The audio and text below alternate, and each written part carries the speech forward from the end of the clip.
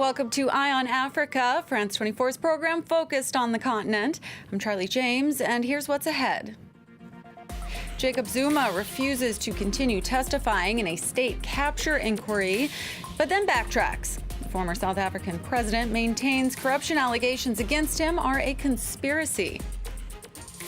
Sudanese protest leaders postpone talks with army rulers, saying they need more time to form an internal consensus. The decision comes just days after the two sides signed a power-sharing deal. And Algeria and Senegal meet in the Africa Cup of Nations final. The match underway in Egypt, pitting the tournament's two standout teams against each other for the trophy. And we begin in South Africa, where former President Jacob Zuma has reversed course on his threat to stop cooperating with a corruption inquiry. Zuma has now agreed to continue giving evidence after previously refusing and saying his questioning has been unfair.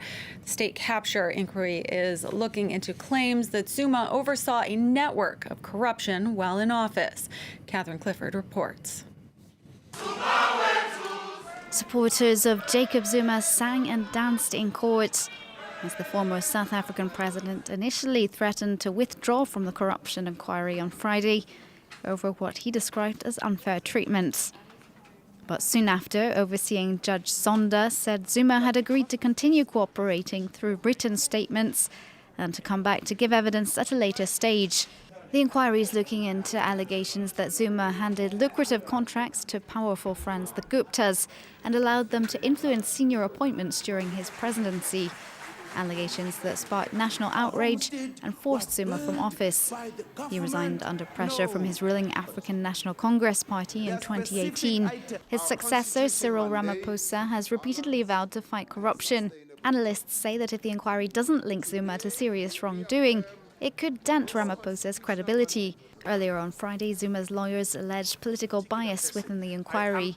I'm pleading with you, sir, to really check whether your process has not become a political process where the left hand does not know what the right hand is doing.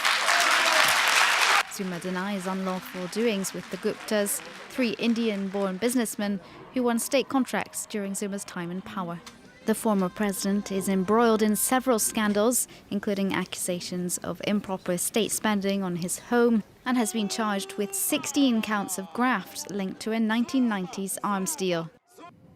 Sudan's pro-democracy movement seeking to postpone signing the second part of a power-sharing agreement with the military. Opposition leaders said Friday they need more time to resolve differences among their members over the deal. The first part of the accord was signed Wednesday, a significant step toward ending 3 months of political unrest. But the so-called constitutional declaration still needs to be negotiated. That would define how much power each side has during the transitional period leading up to elections. Pierre Del Rio has more. A peaceful protest in the heart of the Sudanese capital. Thousands of demonstrators gathered on Thursday to pay tribute to the victims of the military repression. Since the beginning of the protest last December, at least 246 people have been killed, according to the country's Central Committee of Doctors. For the protesters present here, it's time for those responsible to be brought to trial. We will get justice for all of the martyrs, for all of those who are missing, and for all the men and women who survived the June 3rd massacre. The rally took place just a day after an initial agreement was reached between the military and the pro-democracy movement. The deal is the product of lengthy and difficult negotiations, and will see military rulers and civilian leaders share power until the next elections. But disagreements remain between the parties, specifically regarding the military's demand for an absolute immunity, which would protect them from prosecution for violence against protesters. We say to the Ethiopian mediator and the military council that immunity is non-negotiable. We totally reject it. It will have no place in the final text. Army and civilian leaders were expected to meet this Friday to sign the second and more contentious half of the deal, the declaration that would define just how much power each would have in the transitional government. But the opposition has postponed the signature, claiming it needed more time to resolve internal differences. Despite the high risk that the Ebola virus could spread, the African Union is warning against placing restrictions on travel to the Democratic Republic of Congo. This outbreak is the second deadliest in history and has killed more than 1,700 people over the past year. The World Health Organization reports there are currently no cases outside of Congo, but several were recorded in Uganda last month, including 2 deaths. Still, a top AU official says curbing travel would work against containment efforts. The threat is high.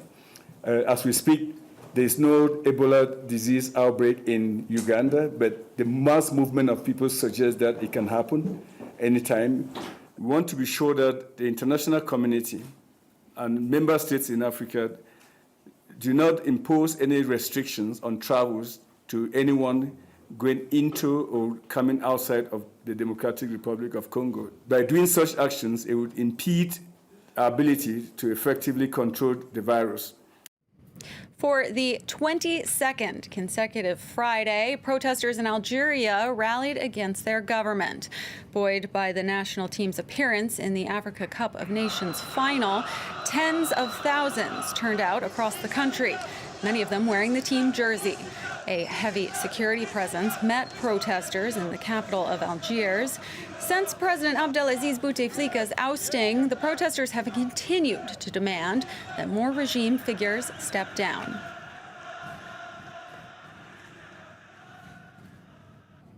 And after nearly a month of competition, Algeria has won the 2019 Africa Cup of Nations final.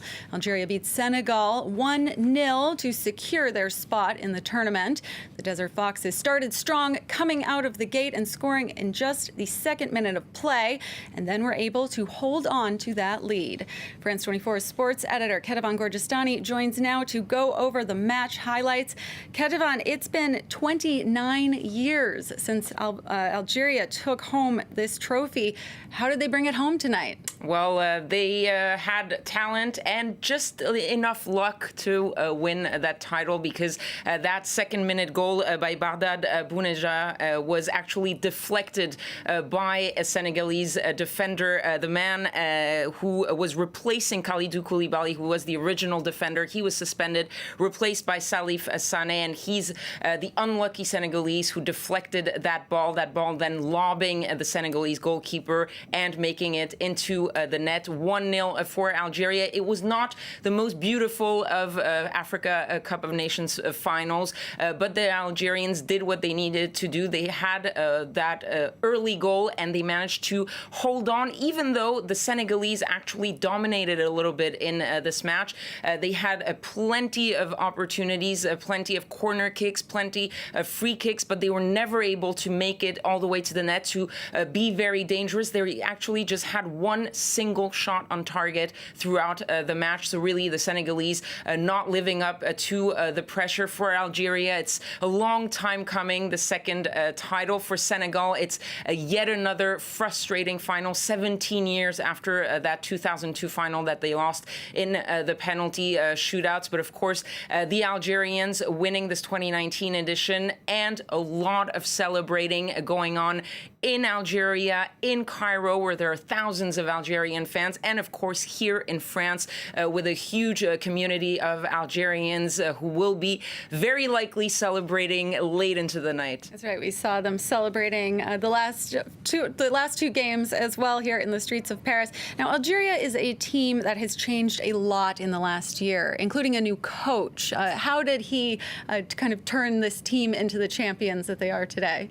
Well, yes, he did take over this team not so long ago, just about a year for Belmadi, and he managed something that maybe some previous coaches hadn't been able to do, is mix the local players, the Algerian-born players, with the Franco-Algerians, because there is a heavy community of binationals in this Algerian team.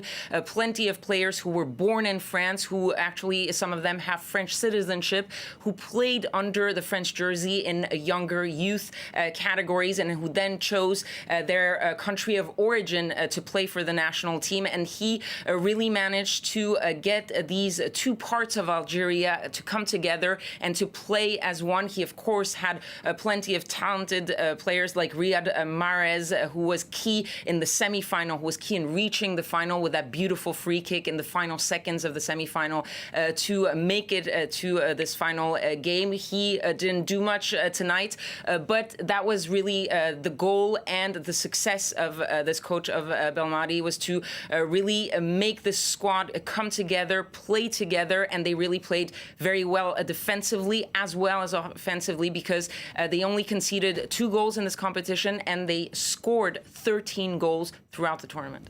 And quickly, Ketavan, Senegal lost a couple of key players ahead of this match due to an injury and a couple of yellow cards. Do you think that's what cost them here? Well, definitely the suspension of Kalidou Koulibaly was clearly a huge deal, because the man who replaced him is the man who made the mistake that led to that goal. So clearly their defense, which had been rock solid up until this final, was unable to recover from the absence of Kalidou Koulibaly. But even up front, I mean, Sadio Mane, he did try his best. He was trying to get up front, but he felt a little bit alone in his attempts, and it just didn't pan out tonight. And our France 24 sports team will have even more coverage of this final coming up. So do stay with us here on France 24.